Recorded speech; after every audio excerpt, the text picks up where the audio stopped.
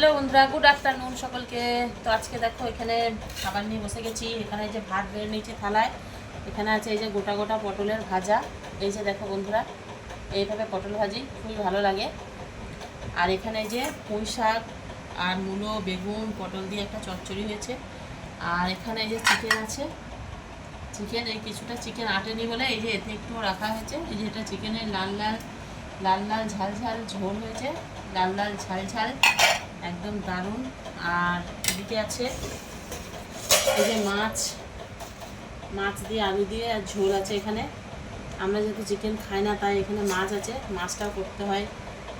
আর এদিকে আছে, এখানে আছে এই যে আমড়া দিয়ে আর কচু দিয়ে এই যে টক, এটা আমার জন্য, এটা কেউ খায় না, আমড়া কচু দিয়ে টক। তো আজকে এটুকুই রেসিপি, আর কিছু নেই।